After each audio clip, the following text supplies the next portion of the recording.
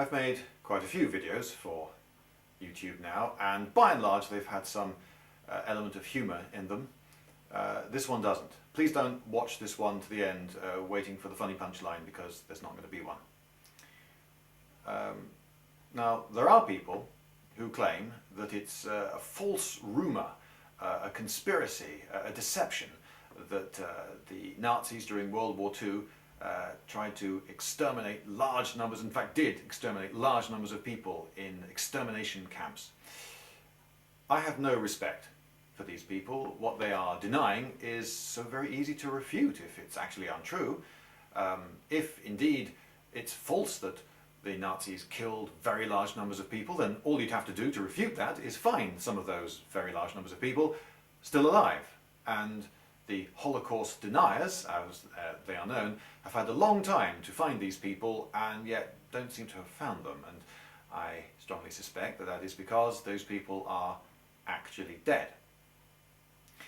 However, I don't like the use of the word Holocaust for a number of reasons. Some you may seem petty, but others I think are far from petty. Now, one of the more petty reasons is that, well, literally speaking, the Holocaust hasn't happened. You know, the world hasn't been consumed with fires. Most of us are still here.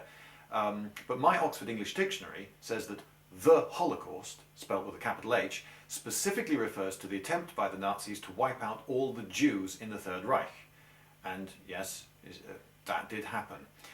But despite that, I still don't think that we should be remembering the Holocaust. You see, here's the bigger reason.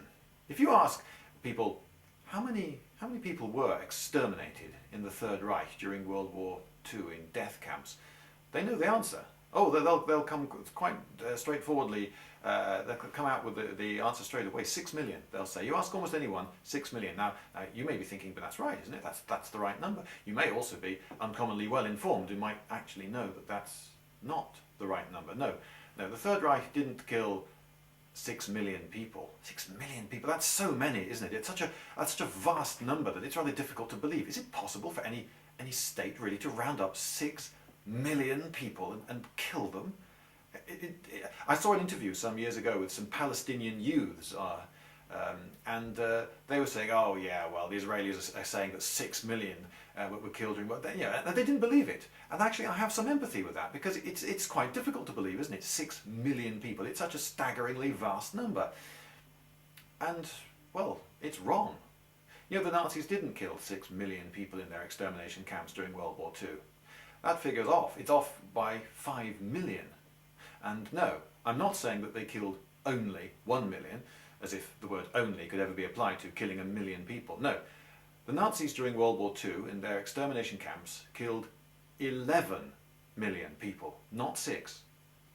So whom do they kill? Well, in short, they killed anyone they didn't like, anyone who didn't fit in with their worldview, anyone who stood against them. They killed Jews, yes they did, but they also killed Polish intellectuals. They were quite inconvenient. They killed French resistance fighters for fairly obvious reasons. They killed all sorts of political opponents, ghastly capitalists, ghastly communists.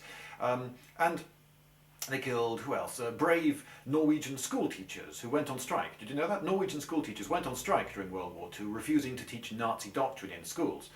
And for their pains, they got sent to the extermination camps.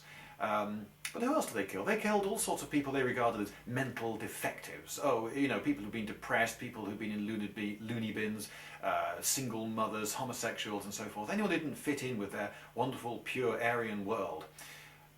Now, some people say, yeah, but the Jews are different. You see, because the Jews, they were picked on for racial reasons. You see, they were the only ones who were killed because of their race. No, they weren't. The Slavs were considered to be Untermensch. If you're absolutely certain that the Jews were the only group picked on for their race, well, I suggest you find your local community of gypsies. There's probably one near you, and you visit them and you expound your views to the people there and see how you're received. You'll probably get away with your life, though you might not deserve to. No, the Nazis didn't just kill Jews, they killed all sorts of people, and they killed 11 million people. Now, today, victimhood is often used as a political card.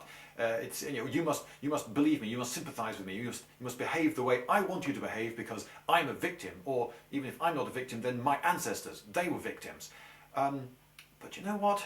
I don't think any of the reasons that the Nazis gave or had for killing these people is a good reason. They're all crap reasons. What if I've got a work colleague and I hear that he's going to be taken by the state and executed because he's of the wrong race? I might say, that's outrageous. How dare you do that sort of thing? I could protest and wave my arms around, and they could say, oh, no, it's all right, calm down. He's not being killed because of his race. He's being killed because he's homosexual.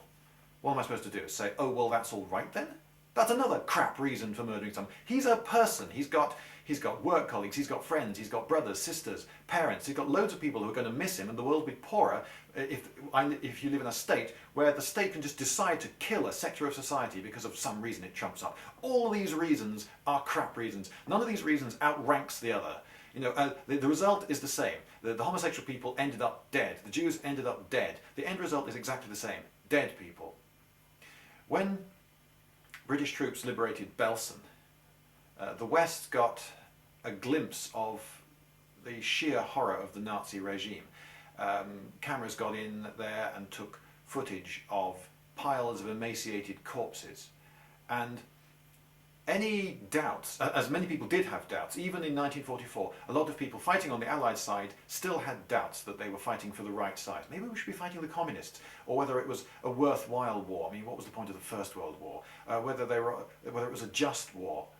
All those doubts vanished when it became clear just how horrific the Nazi regime of the Third Reich was. And they didn't need to know the identity of those corpses. They didn't need to say, who are those corpses there, those emaciated corpses in the piles? Are they Jews? Are they homosexuals? Are they resistance fighters? Who are? You don't need to know who they are to know that a staggering, monstrous barbarism has been allowed to take place here. All you need to know is that they're people, and you can see that they're people, and you can see that they've been appallingly treated for a long time before they died. That's all you need to know. And the more we remember the Holocaust, then the more we remember the 6 million.